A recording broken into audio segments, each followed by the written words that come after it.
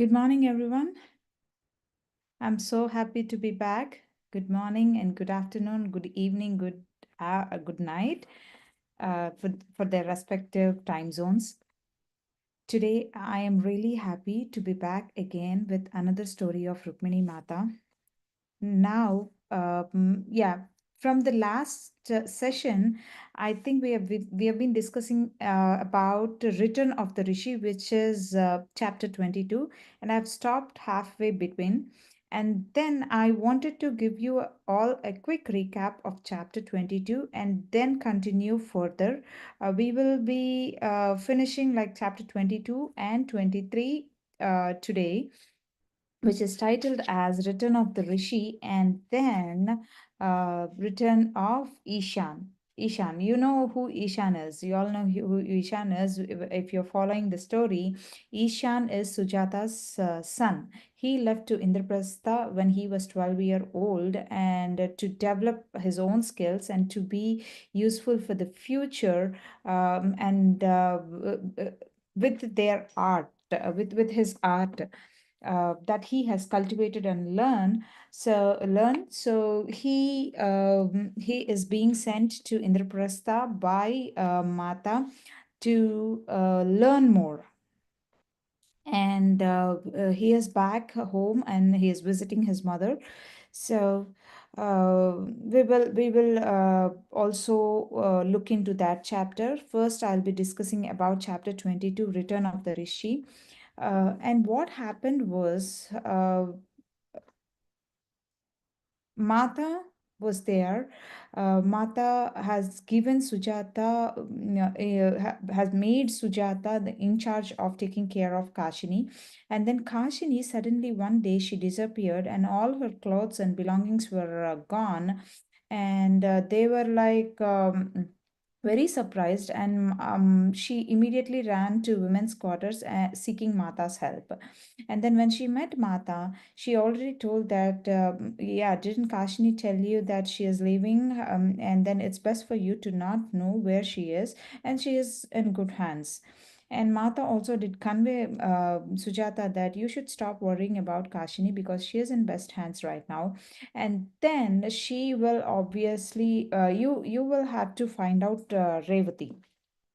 And then she said, okay. And then if you have more questions, go ask Anjali. And Anjali is sitting over there. I have something else to do, Sujata. And Mata left saying those words. And and she also said that you have done your part to take care for her, but now she must walk in a different path. Everyone has their own path, even though how much related they are, like mother or father or daughter or son, family. Everything is a responsibility, and everything in this universe is related to each other, right?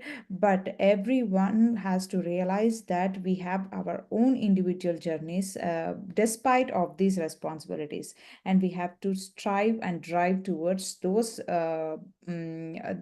individual journeys and walk through that individual journeys, executing or playing with the responsibilities, playing by the responsibilities. So with that being said, she obviously went to Anjali, and then she was asking, okay, what's happening? Where is Kashini? Where did she go? She is nowhere to find. And then, okay, Anjali said that you relax. Often human brain runs with lots and lots of questions and lots of thoughts that might make us run very fast. It's always important for us that in this busy life and busy schedule, it's always important for us that to take a step back and then slow down your pace and then slowly think and then step forward. So that's very important, that Mata has been teaching me and the society as well. So just don't run by your thoughts. If a thought comes and if you have something planned to execute a task, you okay, there is something that's running behind, okay, but you shouldn't run towards run according to your thoughts. You just calm down your mind, take a step back, think if it's working out for you, if it's not working out for you, and don't just play by the thoughts that are running in your brain. You should play by the reality. You should actually play by the reality that is there in front of you. So that happens when you just calm down yourself and think what should be executed in front of you. And always there are some limits for this human body in this realm, and we have to know those limits and then start your journey and take your journey. So slow and steady always wins the race. What I've learned is, if you run very fast, you do not you might not estimate the results. Of course, everything is characterized by the results, right? But if you want a fruitful results, then your pace of walk or your pace of journey should be, there's no wrong that it is fast, but it should be very calculated, and then you have to go in a slow and steady pace, so that your thoughts and heart and everything will be aligned, and that will give you a futuristic results and fruitful results. That's what Mata was saying. And then Anjali was also conveying the same thing to Sujata. Okay, cool down, calm down, one question at a time. I will answer each and every question of you.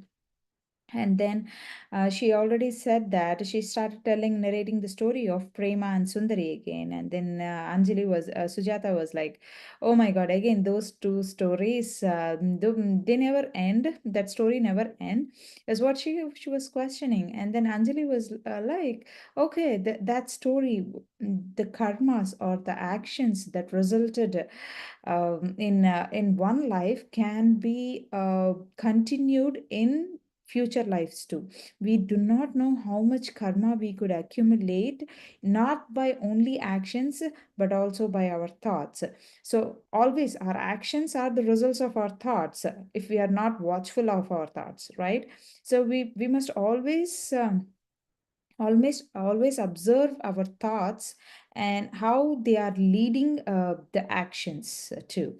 So that single lifetime, Prema and Sundari lifetime for Sujata, has resulted in number of further lives, and she has to deal with everything and then resolve everything.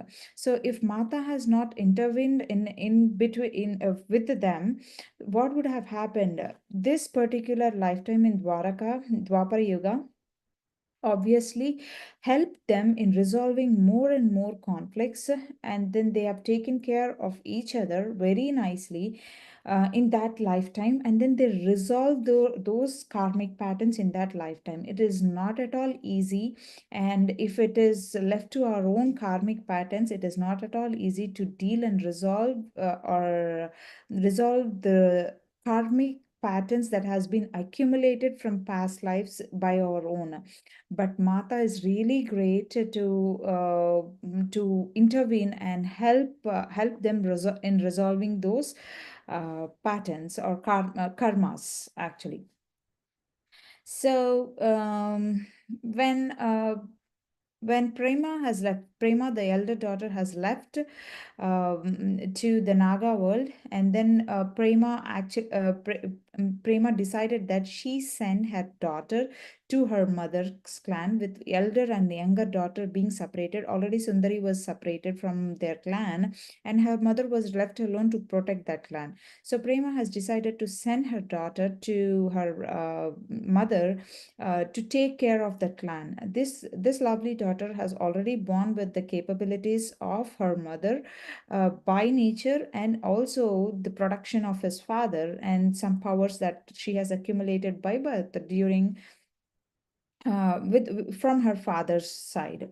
So she was all set, and then she also knows that once she was sent into the human realm, she cannot come back, and that's for true. So she knowingly sent her daughter to take care of that clan, to protect that clan instead of her.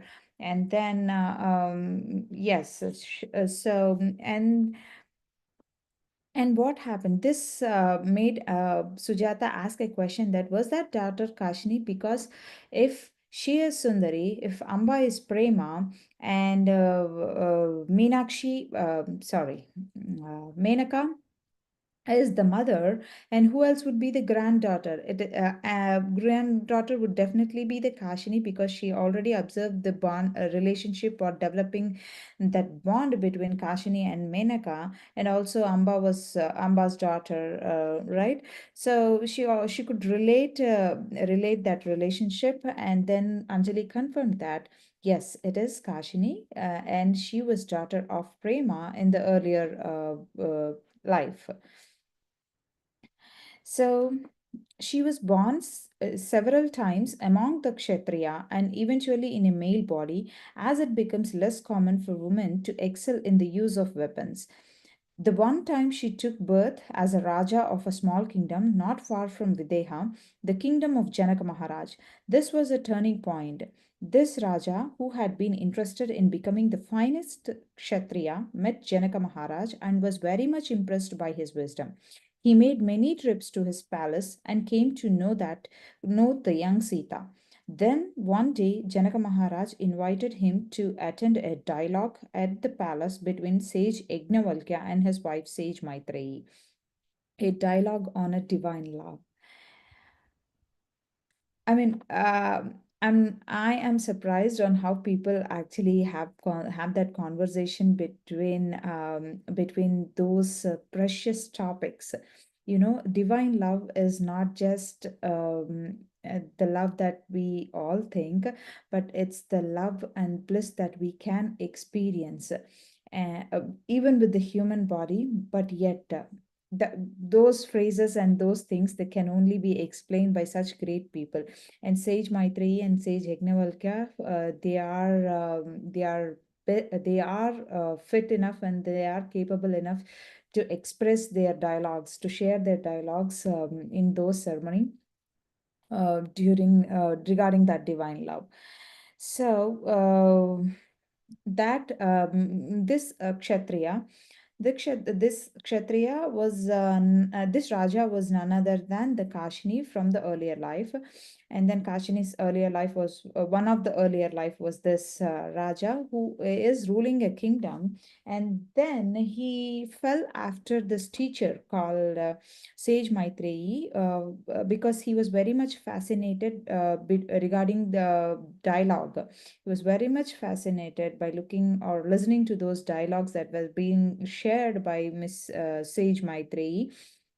And then this rishi, this sage, she was only accepting the female students at that point of time, because when she once accepted a male student, there was some conflict that happened, and from that point onward, she was only accepting the female student. But Raja, being the male, he wanted to actually follow and be with the guru.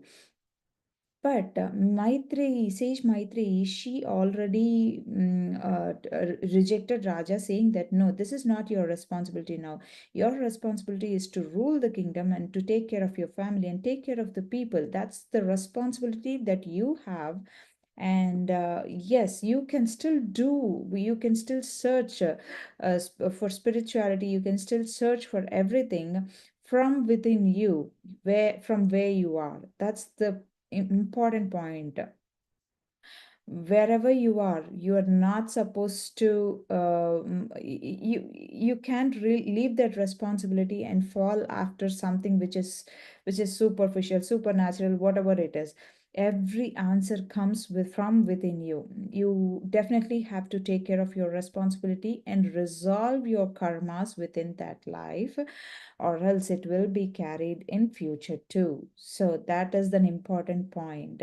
And especially the leader, uh, this particular Raja is not only responsible for his family, he is responsible for most of the people, all of the people, because he is the king of a kingdom.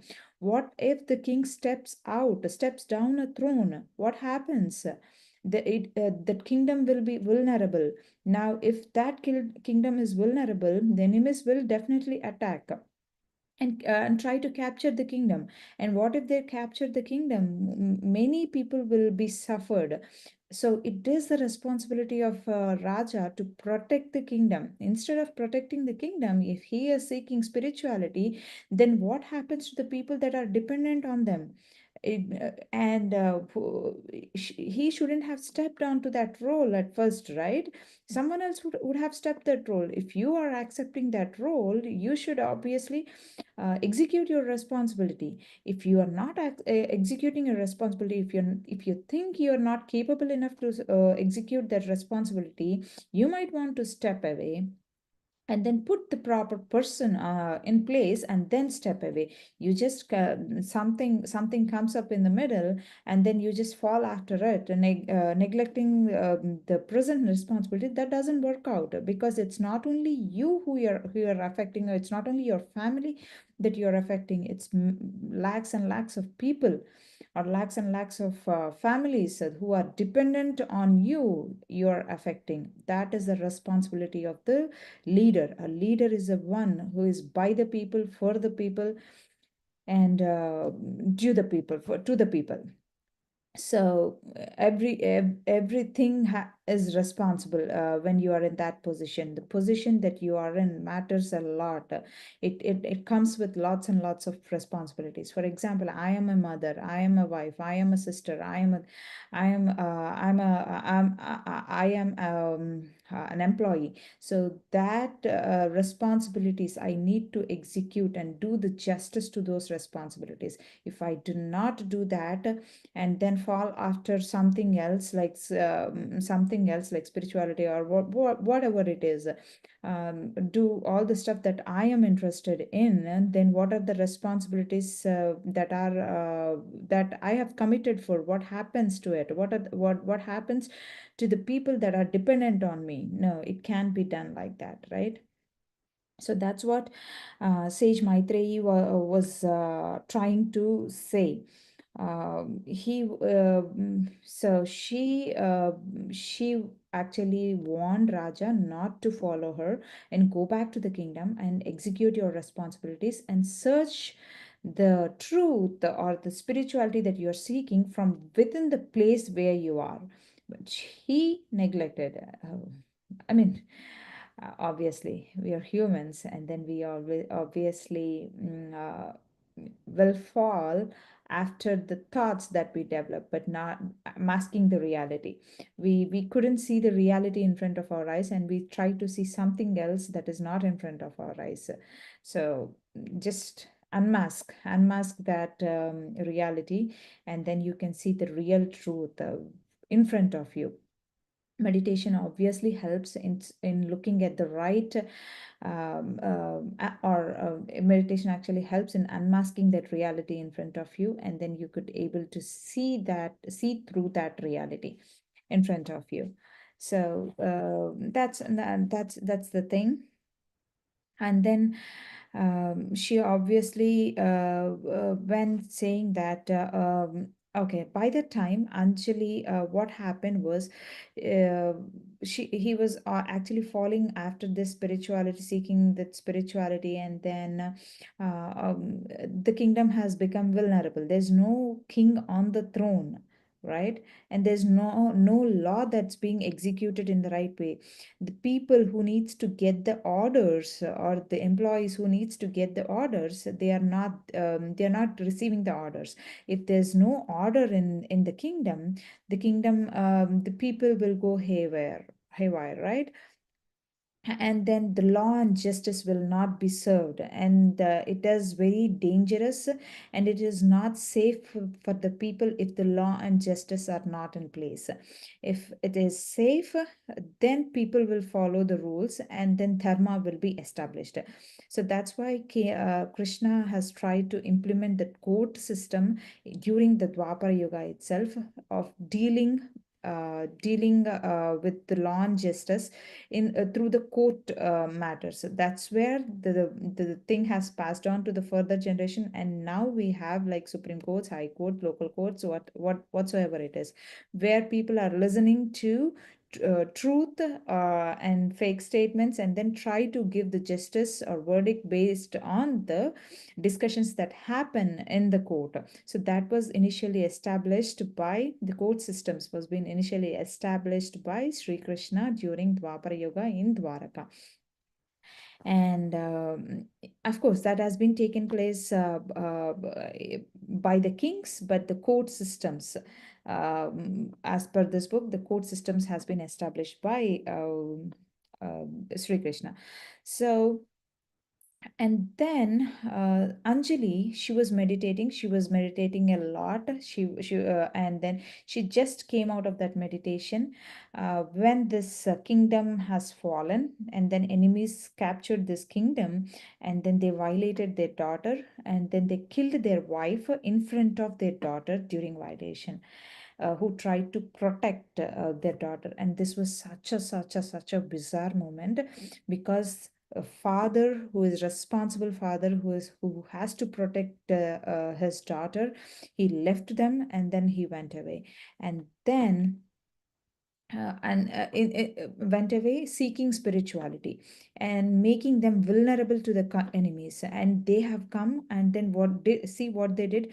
And this is the prediction or the warning that Sage Maitreyi has already given to him, and he didn't listen to that thing. He only cared about his spiritual he is a spiritual seeker, so he only cared about spirituality, but he left his responsibility, thinking that this spirituality would attain him something and something and something.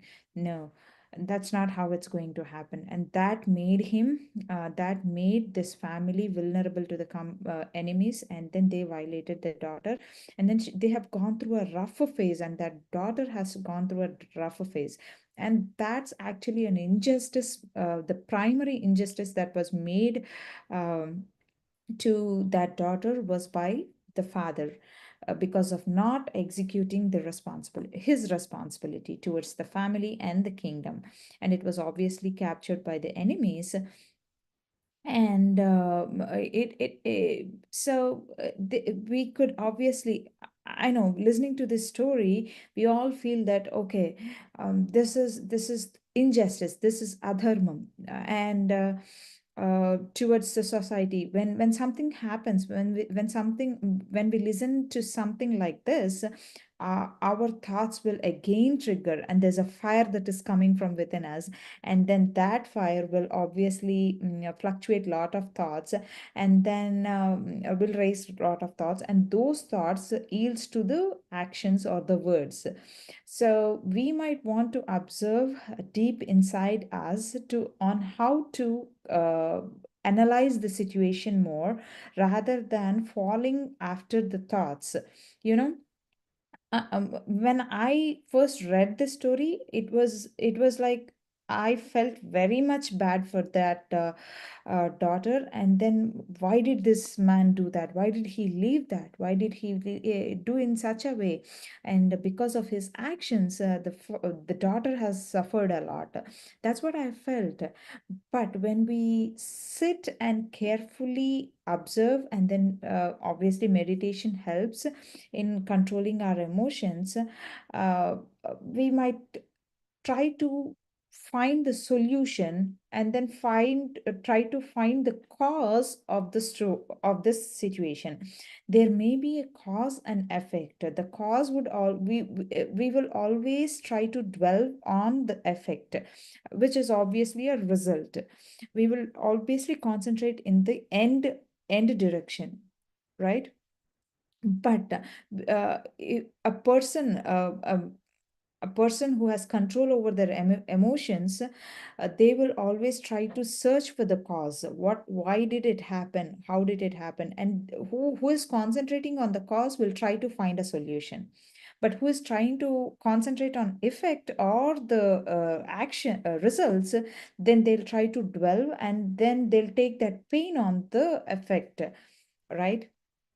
So we all have to step up, and then think or try to see things beyond uh, beyond the results, beyond the results, then we will try to see the situation in a different angle, and then that will help people, that we'll be able to help the people, rather than pushing others also into that same pit, um, or we ending up in grief. That's also a different thing. Now if we end up in a grief, that's also different.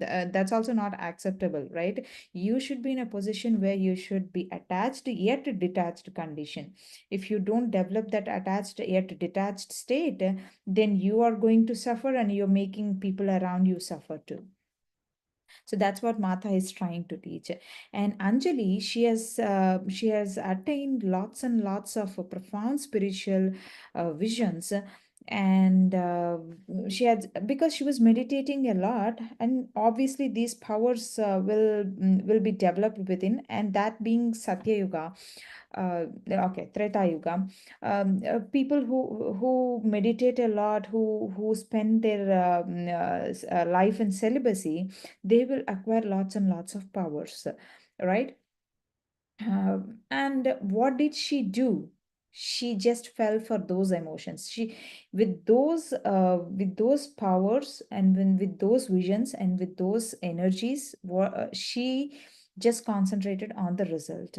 Rather, she would have tried to see the things beyond the situation, and then in a reverse angle, through 180 degrees or 360 degrees, and then try to find out the cause for it, and then try to find a solution or help them in whatever way she can.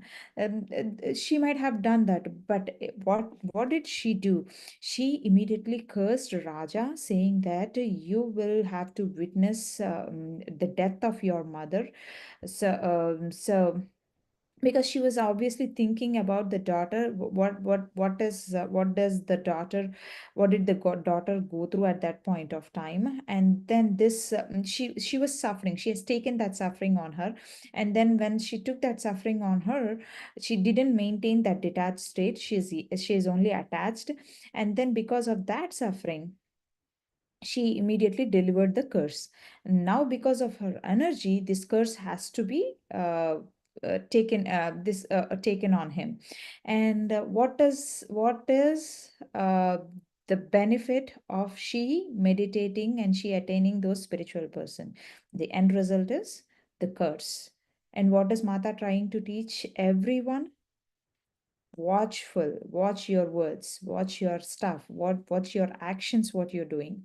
This, how we never know, we might have people who have lots of visions, lots of energies that have been accumulated uh, for meditation, but if through meditation. But if we are not watchful of our emotions and then actions or words, especially words hurt a lot. Words is the one which defines your character. It's no one, I mean, if there's a person in front of me, I can't see his emotions. I can only characterize them with by their words. So words are very, very, very, very important when you try to communicate your thoughts with other people. So she immediately delivered the curse.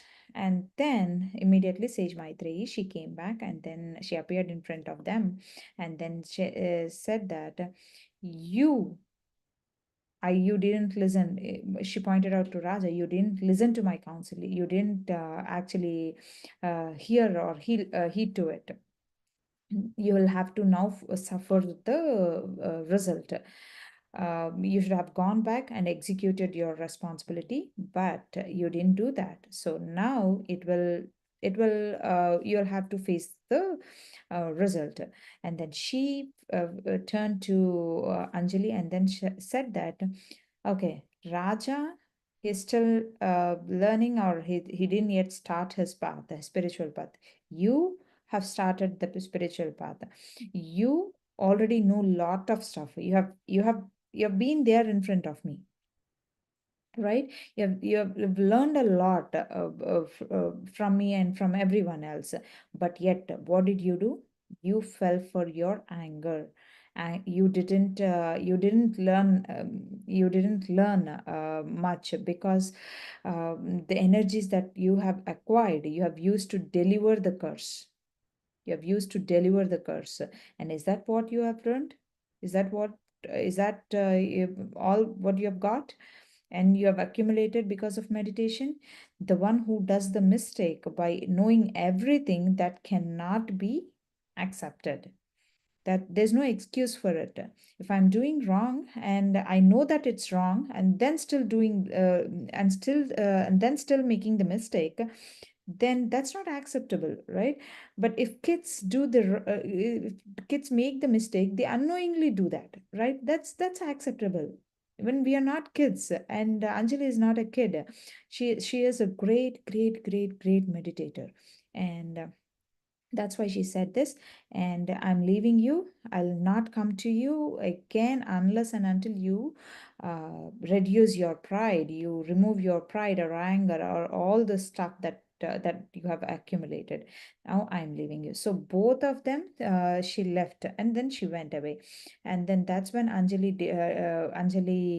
learned that she loved Raja as much as as much as herself. So they are equal to her eyes, Sage Maitrai's eyes. It is she who developed that pride, that I am the disciple of Sage Maitri. Sage Maitri didn't show that discrimination.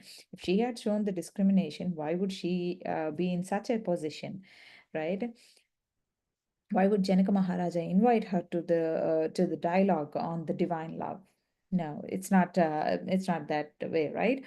So what happened was, and why did Anjali deliver the curse? It's because she had increased that pride, which is the downfall of so many when trying to seek the spiritual path. So out of the pride, that there came the anger, because something is not happening according to her wish. So that is the result of anger, is a result of a pride. And then out of anger, there came a curse. So see how many cause and effects are there. Cause is the pride, and the effect is anger, and then the curse. So we might really wanted to analyze on that pride that we are developing. Of course, when we that's human to develop some pride, because this life on this earth is accumulated with lots and lots of emotions that we undergo through the situations we develop lots and lots of emotions, and pride is number one thing. When we listen to the story of Jaya, who fell down from the highest celestial realm, then he was born as a, then he was born as Hiranyakashipa. And then Hiranyakashipa's first thing was, he knows meditation. Ravana knows meditation. They do meditation a lot, and they accumulate so many powers and things and stuffs. But the first thing that they developed was pride. Pride is the number one thing, because when we acquire so many things, visions and profound visions and energies, we think that we are the greatest persons, we are the great ones, and I am the elder one, I am a senior, I am all these sorts of things. Why is he not caring me? Why is he not looking at me? Why is I am, because I am the greatest one. That kind of the pride or identity to prove the identity things we developed during the meditation. We really wanted to watch for those prides that are developing within us, because there will be number of negative emotions that might circulate around the pride.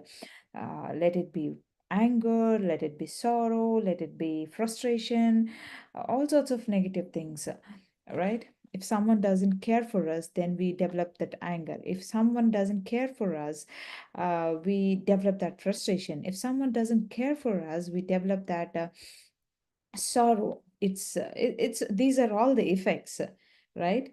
So that's how the pride will make us fall down. uh, and this all develops with meditation. I don't say so, but this meditation will actually churn your heart. When it churns your heart, the negative emotions will obviously come out. And then when these emotions pop up, then you might want to observe the flow of emotions throughout your body, so that the negativity comes first, pops out first, and then there'll be a lot of nectar that will be coming later to that. So we might wanted to strive for that nectar. If we don't still continue our process to uh, still extract that nectar from our heart, then and fall for those negative emotions that popped up at first, then there's only a downfall, there's no progress. So we might wanted to observe that. And as you meditate, we will have to overcome the fall towards emotions, and we should increase one super quality, which is nothing but detached yet attached state. So and Sage Maitreyi intervened and asked help of Sita Mata, saying that, okay, Mata, please help these two disciples. She is also still she even though she neglected those things, she left the disciples. She went to Sita Mata, and then she said that, please intervene in these two lives. And Sita Mata said that, okay, I will obviously help. At the end of Raja's life, Raja met that particular Raja was in the forest, and then he was in a dire state, saying that he has no food, he has nothing, no clothes, and all the stuff. At that position, he met Sita Mata, because he left his kingdom and he couldn't go back to his kingdom, and that kingdom was taken in by his brother, and then the daughter was being taken under the care of his brother. So this Raja was at the end of at the end of his life. He saw Sita Mata, and Sita Mata promised that, as you progress in your life, I'll take care of you. And that's what Sita Mata's blessing was to Raja, and she kept the promise that she made to Sage Maitreyi. And now Anjali was saying that, Anjali was also saying that Sujata was still surprised. Okay, how could Anjali deliver that curse towards Raja? Because it is nothing but it's at the she was looking at Anjali at the present state, but at the past, there's also a start. It's a starting phase for her, right? So um, n- uh, as you meditate, or as your spiritual journey starts or progresses, you're not supposed to pursue for visions, but rather seeking to temper any anger and pride. So Anjali was not supposed to search for visions, or expect the visions, or expect the experiences. Often many people fall after experiences, and if one experience comes, okay, they need more experiences, they wanted more experiences, but rather than, they wanted to concentrate on the emotions and adjust their lifestyles, and think about the lifestyle that they were living. Because if the lifestyle if it's if your meditation, if your spiritual seeking is helping you in giving results with more efficiency and more quality, that's all what you want, right? uh, i- if you get a vision, or something experience, what will you do with that? Of course, that is needed, but our quest should not be after visions. I mean, that's my personal thing, and that's what I have learned. Our quest should not be for visions or experiences. Our quest should be uh, should be after the things that make our lifestyle in a correct way. that's the most important thing according to me, and that's what Anjali was also saying. It's so immediately after that, she left for a remote area to spend the rest of her days in solitude, not in pursuit of visions, but rather seeking to temper her anger and pride. So she realized the importance of uh, dealing with these emotions, uh, dealing with these emotions and controlling these, not the controlling, I wouldn't say the controlling, because when you try to uh, forcefully control these emotions, it will burst out at some point of time. Now you wanted to know how to observe these emotions, and then use your energy to calm down these emotions and let it flow out in the safest way. That's the importance of meditation. So, and one final day, some years later, Sita Mata appeared at the entrance of the cave where she was meditating, and she was still haunted by guilt and remorse, and she had come to relieve Anjali of this. So she told Anjali that she would spend lifetimes as a renunciate, but that she would return for her one day to bring her back into the world where she could bring the fruits of meditation to those in need, and that it would be at the same time that the Raja would be free of her curse. So once Raja is free of her curse, she would bring her, she would try to make her use that meditation too. Whatever she learned during that meditation, that has to benefit to the society. It's not like keeping within her, and people around her should learn or should get inspired from her. So that's the important thing.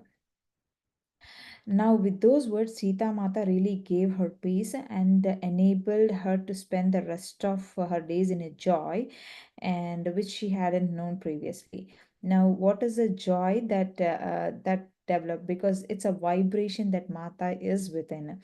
When you are with such a nice celestial being, then the vibration that they emit will obviously result in peace. And it was that life that Anjali was finally able to overcome the disease of anger. Okay, now that in that life the anger was gone out because she was continuously she was helped by Mata, and then she continuously concentrated on safely flowing out that anger. Now, it took uh, it took her a quite few more lifetimes to overcome that pride superstitiously that seeps into one's mind as one progresses along the spiritual path. So one and pride is the one which is the dangerous thing, but yet it is the first thing that develops as one seeks the spiritual path. So it took like a few more lifetimes. And for Jaya too, he has to take take the life of Hiranyakashipa, Ravana, and then Sishupala. So usually he got like 5 lifetimes curse, but that was reduced to 3 lifetimes with the help of Mata and Sri Krishna, obviously Sita Mata and Sri Rama. So to reduce that pride is the one which we should be very watchful of. Now, it is a rare case for all of them to resolve those karmas at one lifetime, but due to the intervention of Mata, Sita Mata, and Rukmini Mata, she kept all of them at near her, and then she continuously trained them, and then she helped all of them to resolve their karmas in one lifetime, and it's a rare case for all of them to meet at one lifetime and execute their responsibilities. So, Rukmini Mata obviously summoned or uh, to Sage Maitreyi, saying that Kashini needs your help, and it takes like 2 days for Sage Maitreyi to arrive to Earth. So she is in a higher celestial realm, and to come down to Earth. Because she can't ascend from Earth to other higher celestial realm yet, Kashini, right? So she has been summoned from there to lower realm like Earth, and then it takes 2 days for them to descend. But in our Earth lifetime, it is like 2 years. So we can just relate it to that. 1 year is equal to 1 day in the highest realm. So, um, if so say Mata can obviously, who is an organizer of this earth, how can how and then Anjali was asking a question saying that how can a person who already ascended to the higher celestial realm can descend? But she said that okay, who Mata is the one who created this universe, then she can obviously reorganize it, right? Now, uh, Sage Maitreyi will help her to cultivate and use those abilities for the benefit of others. That's why she was being called by Mata. And when Sita Mata sent the Raja to Gandharvas, she must have foreseen that in a future life that this soul would have a role in elevating the arts and bringing greater skill and creativity to their expression here on earth. So yeah, when there's a greater purpose for any soul, then Mata will definitely help each and every one to achieve or align to that purpose. So her message was that any act that arises out of the anger does not lead to a good result. And that's the message from this chapter. And we should all be thinking about how we are dealing, or we should all watch about how we are dealing with those negative emotions. So do not do any action out of anger, or you just can't run as fast as you can in this lifetime. You have to slowly, steadily think, and take a step back, breathe, and then uh, allow your actions to flow. That will lead a futuristic or fruitful results. And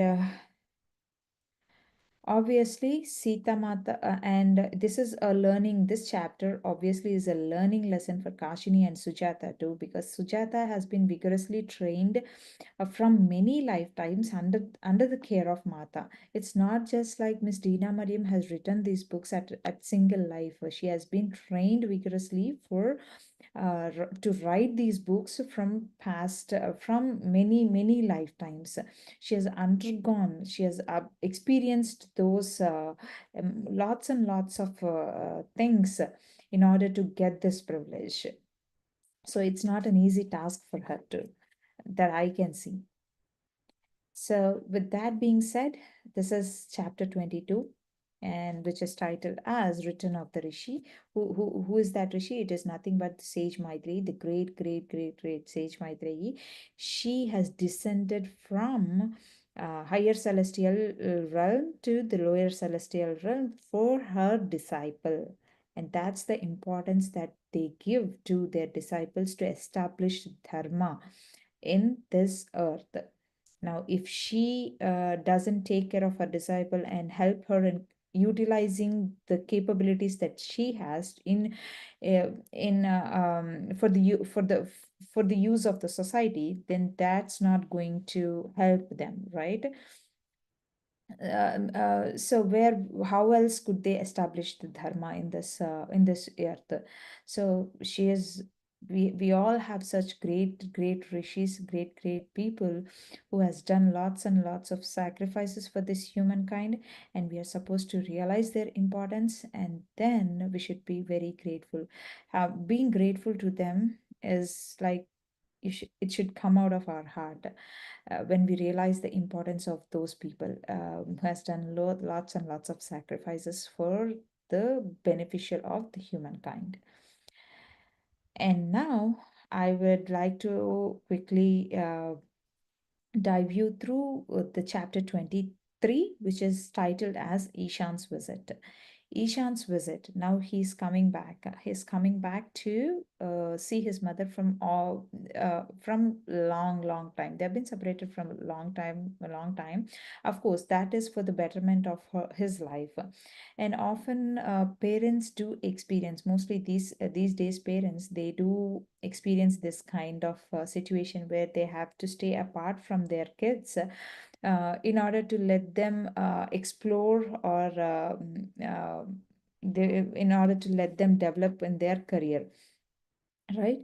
And parents might feel sad because they have lots and lots of attachment towards kids, and it's not that they feel for it, but obviously there is that some missing thing, missing space that has been accumulated with the kids and parents when and that's for benefit too, right? So now Ishan is returning back, and then Abhishek is frequently visiting Indraprastha with the army chief, and then this time he actually visited Ishan, and then both of them they stepped into this Abhishek's home. By looking at Ishan, she was like, "Oh my goodness, he is exactly looking like Uddhav," because he is separated from her from when he was 12-year old, and then he is back like 25 or 25-year old, like almost 10 years, right? And then with this 10 years, he is exactly looking like her husband. And her husband, and then she was very much attached. She broke down, and then that mother feeling that arised by looking her own son. And after coming to her, they spent some good days, and then Sujata was thinking that, okay, why she observed something. She observed that he is not speaking of Kashini. No word of Kashini. How is she doing? What happened? Because when he was separated from here, there are a lot of things that happened here. Amba's death and Kashini undergoing that frustration and turmoil, being witnessing her own mother's death, and then lots and lots of troubles that has happened to her life. And she is willing to say that, but Ishan was not actually interested in asking about Kashini. But she kept quiet, and then she thought that she was thinking that, okay, there might be some other girl in his life because he was separated, and then he might have found another girl. But meanwhile, what Ishan was doing here is he did meet Uddhav's father as well as his uncle and the extended family. Now, since there is no Mahendra is out of the scene, out of their lives now, then he can go out freely and then walk, and they're free. And then Uddhav's father was overcome with joy that Sujata had survived, and until that point of time, they didn't reveal their identity. That Sujata was, they thought that everyone were killed by Mahendra, but at that and then he realized that he had survived, and then uh, she had survived, and then had given birth to this wonderful son called Ishan. In those few weeks that Ishan was with them, he spent as much as time with his father's family as possible, and through their stories, he got to know his father in a new way. It was a time of healing for him too, because he needs healing too. He was missing his father badly, and it was a healing time for him too. And yet, he didn't ask for Kashini. He didn't ask where she was, whether he could meet her, and how Amba was dead, and how Amba's death had affected her. He didn't say her name at all. And this surprised Sujata a lot. Finally, one day, she asked, who? Sujata. Sujata asked if there was a young woman in the prastha in whom he was interested. Someone perhaps from the community of performers. And she said, and immediately upon hearing this, why do you ask this, Ma? He spoke firmly, sharply, frowning. Okay, now you are at the age of marriage, Ishan. I'm hoping that you will find someone. He didn't let me finish. I have found someone. You know it very well. And she didn't answer. Amma, why have you always been so opposed to my marriage with Kashini? And see, she said that, uh, okay, I thought he forgot her, and then he is still thinking of Kashini. And then she said that, okay, relax. I'm not against your marriage. I'm against I'm against to the results that might happen because of your marriage. Their family is so strong, and they already killed their mother. And then what happens if she marries you? Despite of their wish, their wish, that's not what I'm expecting, is what she said. And he cut him off. And then he firmly said that, Kashi, I know where Kashini is, and Kashini is the only wife to me, and then I'm still waiting for her to return back, and then so we get married. And then with that, she was startled. And then Ishan has his own fate. Perhaps Uddhav gave his life to so that you could come under Mata's protection, and Ishan could be raised under her care. So she immediately, Menaka, the sister-in-laws were talking to each other, and then she realized that both of them realized that, okay, why are you, Menaka was also questioning her, why are you always insisting and against to the marriage? And she already gave the answer. And then Sujata was also telling that, I don't know what happens to him when his wish comes true. Menaka was telling that if you are completely dependent on Mata, and this all has happened for a purpose, Sujata. You can't see that. We only try to see the silvers of the story, because we only see the outer picture. There is more and more that are accumulated from inside. You have to start cultivating the habit of seeing from inside, and then try to concentrate on the cause.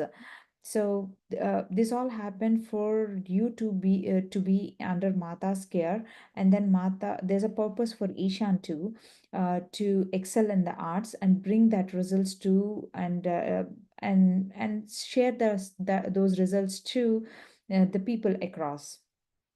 Now you have to accept that, and you also needs that training. So I think this is the purpose for you to be under Mata's care.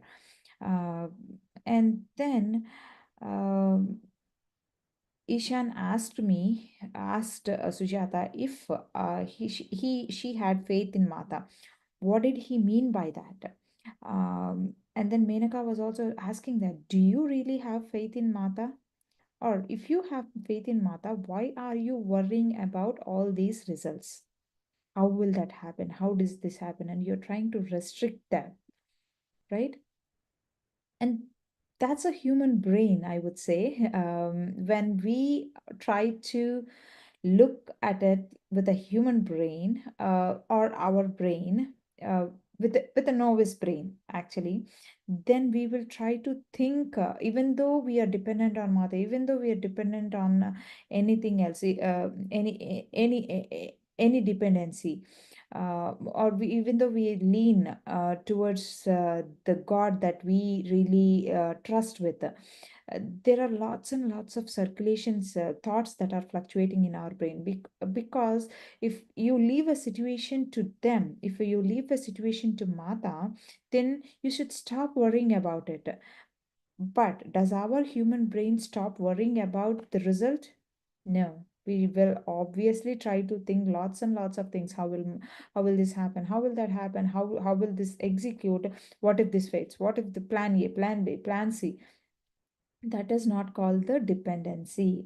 In Telugu, we call it as Serenagati. Serenagati, in the sense, uh, we we just leave that situation to Mata, or whomever you really trust with. You just leave that situation, and you stop bothering about that situation is the main thing. When you leave that things and see how Mata does that, or takes care of that, you will be really really amazed or surprised.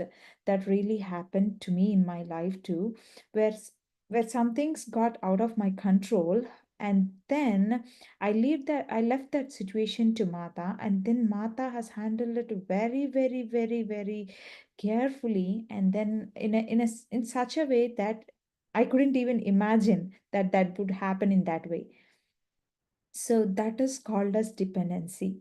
When you leave that situation in front of her feet, then she will obviously drive it in a fruitful way.